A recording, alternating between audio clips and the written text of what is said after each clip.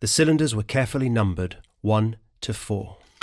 I loaded the one labeled number 2.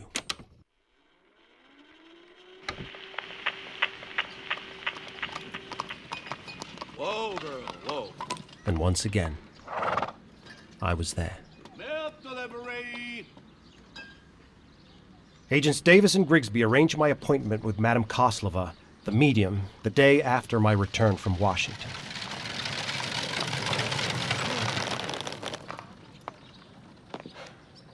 Thank you. Please, take this for your troubles. Thank you, sir.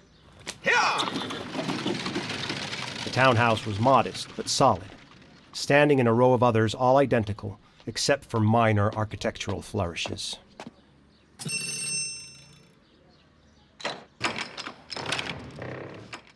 Madam Koslova? Mr. Houdini, please come in. Thank you for making the time to come and see me. Of course. Agents Davis and Grigsby made it plain that it was important for us to meet. Please, come through into my study. Thank you. Madam Valeria Koslova was a woman of immense presence and dignity, handsome and impeccably dressed. When she moved about the room, it was with the aligned carriage of a dancer. The furnishings and appointments in her home evidenced a high degree of taste and considerable expense. Perhaps, I thought, out of keeping for someone of her profession. Because of the confidential nature of our meeting, I have let my maidservant go for the day. So, please, forgive me if we must serve our own tea. She motioned me into her study and offered me a chair before settling into her own. Despite her regal bearing, I sensed a profound agitation underlying her every word and gesture.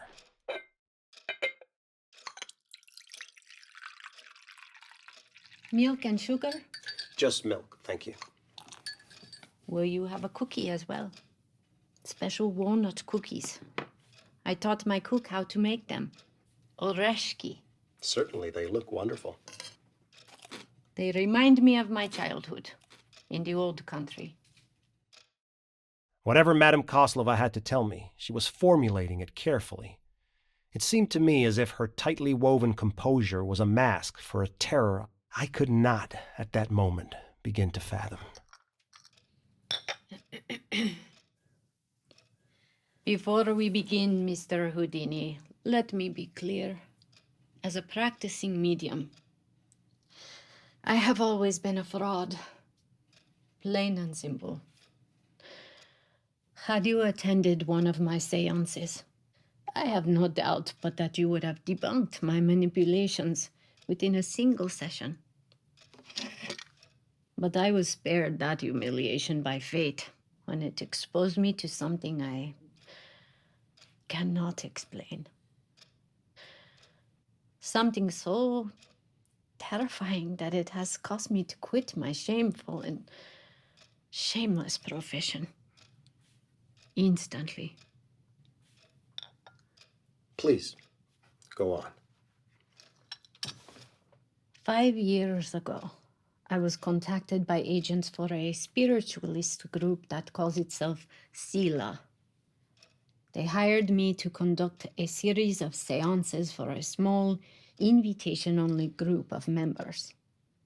They gave me a script and asked that I concentrate during the seance on several names and phrases. Is that an unusual occurrence? No. Clients often want a certain result or effect, and they will prepare me so that it can be achieved. And they pay handsomely. I see. I am not proud of what I have done, Mr. Houdini. I will spare you the usual sad excuse of a woman on her own needing to make her way in the world. But please, know that my mortification is very real, especially now that I am finally certain of what it is I have participated in. I am not here to judge, Madam Koslova. I have a job to do, and I will assume that you and I are after the same thing. The truth. The truth. Whatever it is. And wherever it leads.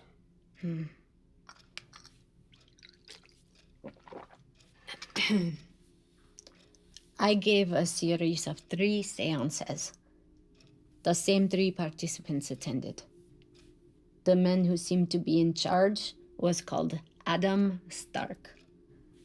Another of the men, the one that Stark seemed most focused on, was introduced to me as Leo Smith. May I ask what names and phrases you were asked to work into your script? Anarchism. Mikhail. William. The enemy of America's working people. I was to pepper them in with what seemed otherwise to be just a string of nonsense words and phrases. At each session, Mr. Smith appeared particularly affected, more so every time. It seemed as if the key words created what I can only describe as a joyous mania in the man. I was paid a great deal for the 3 sessions. Enough that I was able to close my house here for almost 3 years and travel home to Europe to take care of my dying mother. I got her the best care, and she wanted for nothing. My condolences. Thank you. While I was in Europe, I paid no attention to what was happening over here, especially not politics.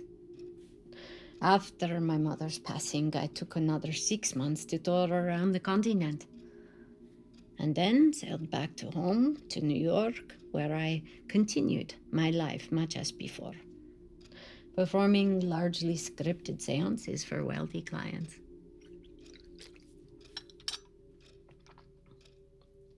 One month ago, I was contacted out of the blue by Adam Stark. From the Scylla seances. Correct. He asked if I would do a seance for a very prominent member of Scylla, the group's wealthy benefactor, Lyford Dare. Oh. Apparently, Mr. Dare's wife, Victoria, had recently lost her beloved brother David, and Mr. Dare was anxious to prove to his wife that she could indeed make contact with David on the other side and assure herself that he was doing well. And Stark knew that you could be relied upon to provide the desired theatrical effect. Yes.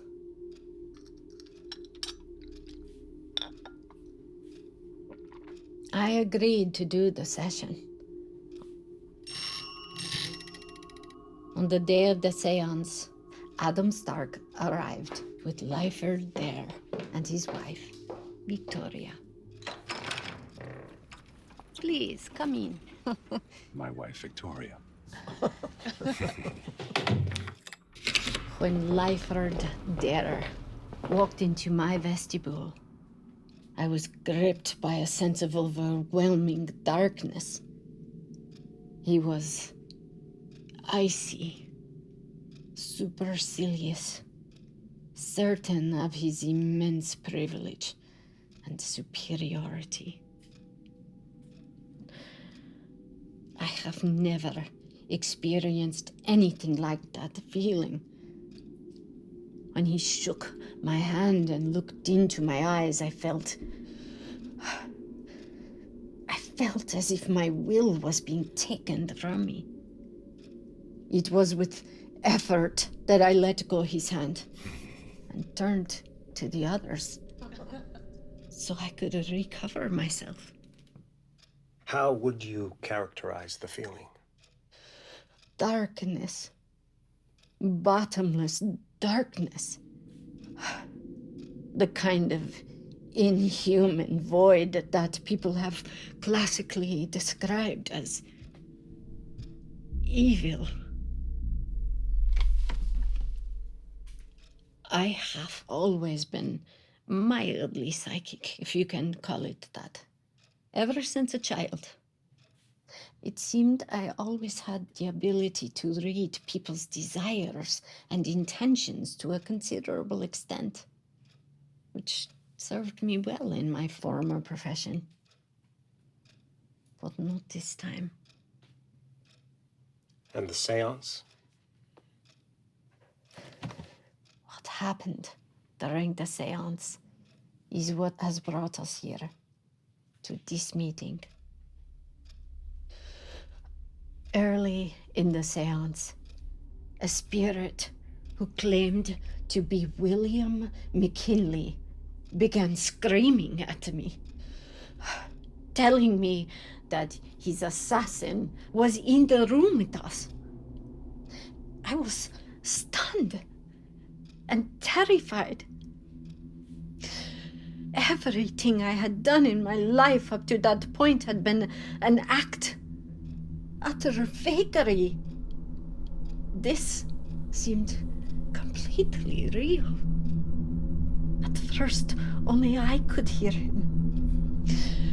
I tried to control myself and pretend that I was making my way through the spirit world, searching for Victoria Dare's brother. But then McKinley's voice broke through.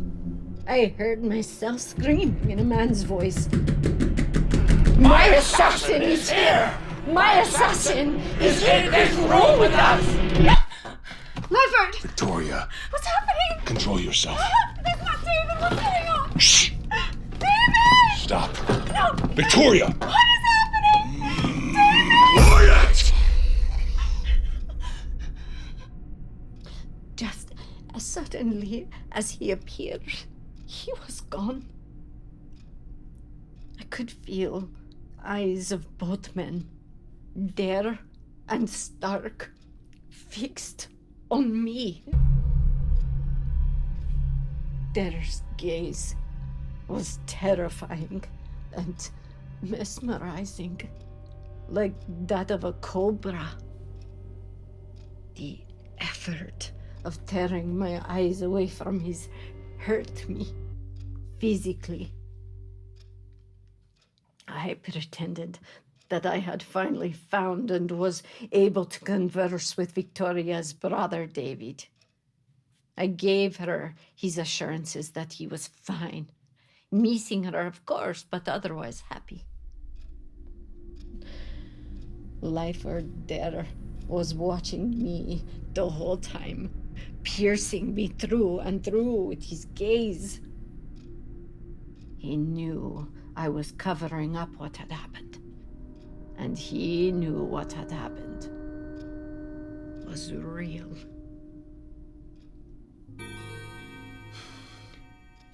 And was it? I have no other explanation for it. How did the séance end? Victoria Dare was beside herself with happiness. She made her husband promise that they would come back at the end of the month when they got home from a trip they were taking. He promised that they would. What were your next steps? I began the research to acquaint myself with the full circumstances of President McKinley's assassination. I saw a photograph of the so-called assassin, Leon Czolgosz. And then I knew. Leon Czolgosz was the man Adam Stark had brought to the original seances. The man he introduced as Leo Smith. And why do you say the so-called assassin? Because Czolgosz was not in the room when this incident happened. Czolgosz was executed for McKinley's murder 5 years ago.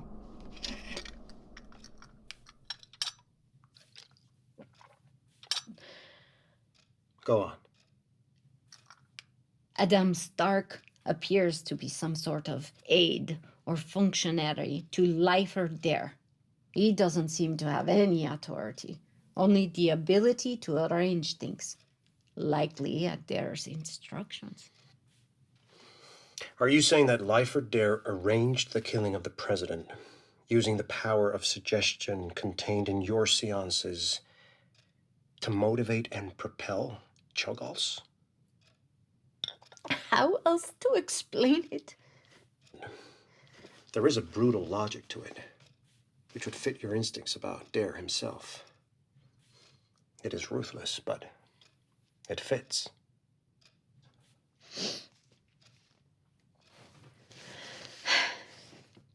One of my clients is a highly placed U.S. senator. He would bring his wife to me, and I would pretend to conduct conversations between her and their daughter, who had passed away quite young.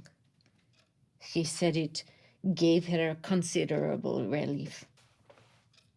When I'd pieced together everything I've just told you, I asked for his advice. He introduced me to Agents Grigsby and Davis, who suggested this meeting with you. When is your next seance with Dare and his wife? Next Tuesday, 2 p.m. If you would allow me to attend... Mr. Houdini, I would be enormously grateful if you would attend. Very well. Thank you. I am profoundly ashamed of my role in all of this. Unwitting though it was.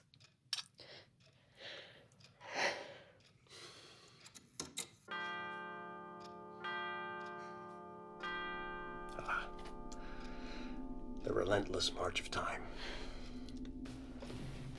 I should be getting on to my next appointment. I am also more afraid than I have ever been in my life. I have never experienced such a feeling of black malevolence. I understand, Madam Koslova. I assured her that we would get to the truth of what was happening, and I promised her that she was safe. I had no way of knowing how terribly wrong I would be.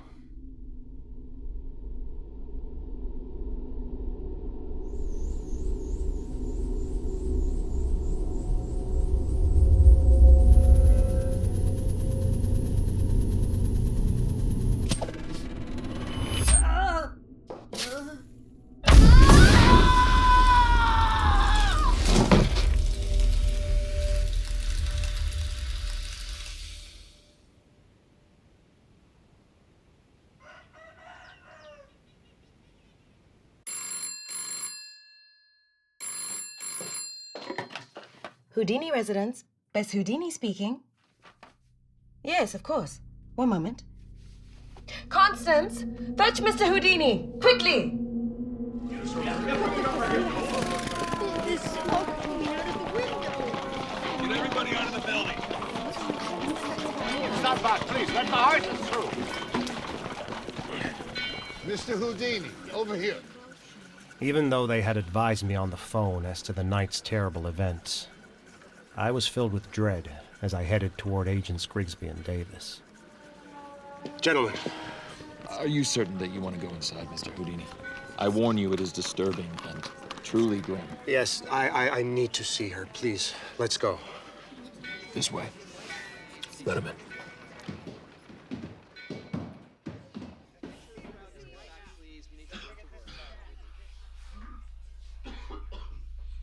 What struck me first upon entering the house was the smell. When I was very young, our father would render out the fat of a freshly slaughtered sheep. It was a long process that made the whole house and yard smell to me, as a young boy, like death. All that was left of Madam Koslova was a charred skull, charred hands, shoes with the feet intact, and a heap of greasy ash where her body should have been.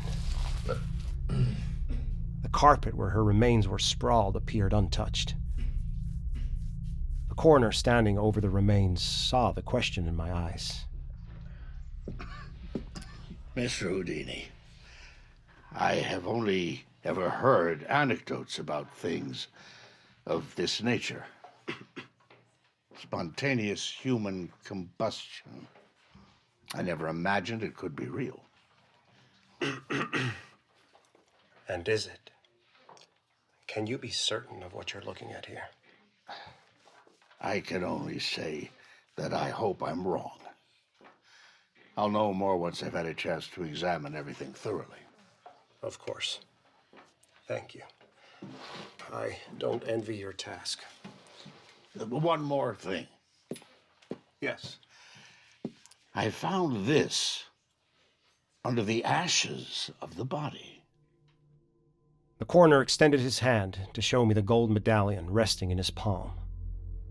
Less than 2 inches around, it was engraved with a precise geometric pattern. A triangle intertwined with a circle, in the center of which was the letter Z laid on its side, with a bar struck through the middle. A piece of jewelry? It appears not. No chain or attachment means of any kind. Thank you. If I might borrow that. Of course. The coroner handed me the medallion. I located the agents back downstairs. Mr. Grigsby, Mr. Davis, will you walk outside with me? Certainly.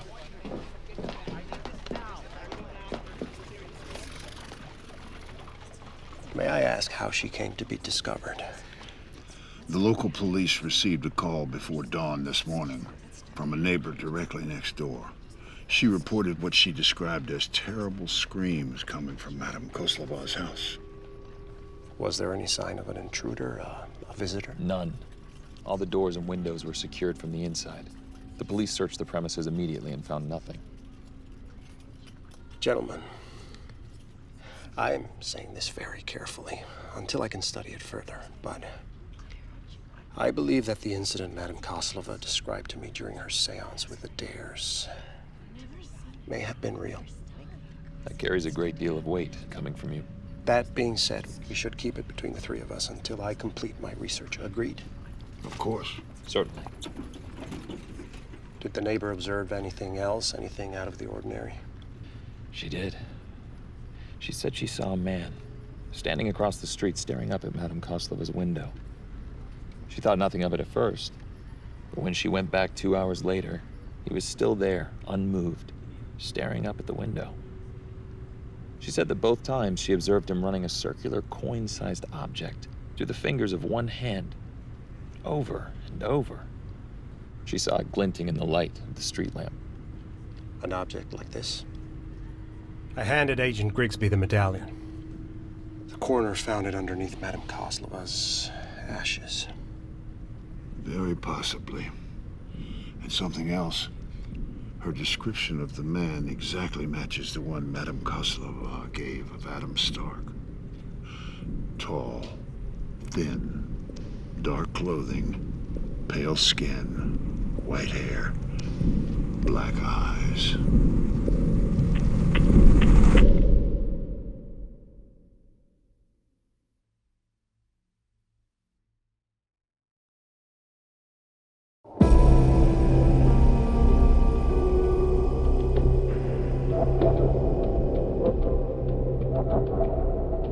You've been listening to Hindsight, The Day Before, an MHP original audio drama produced by Mark Haynes Productions and Radio Pictures.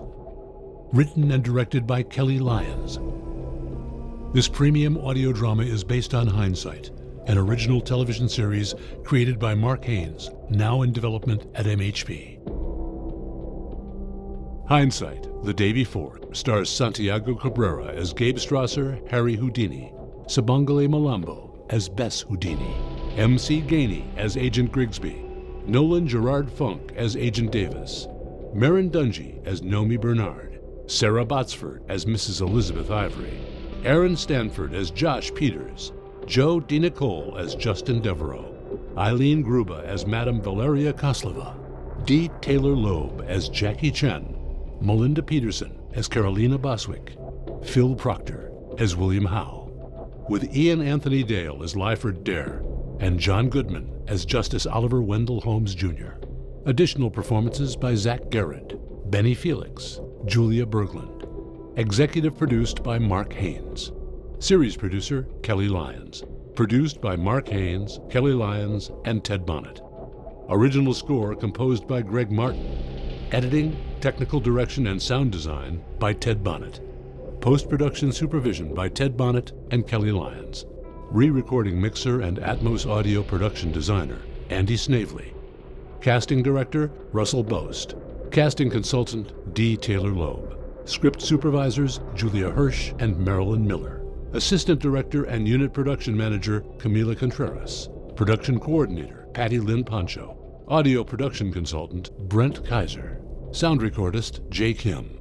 Boom operators Chris Sin and Shelley Wen. Production assistants Emily Koskett, Yolanda Haramia, Cheyenne Sandifer, Julia Berglund, Anya Johnson, Veronica Romero, and Eric Berglund.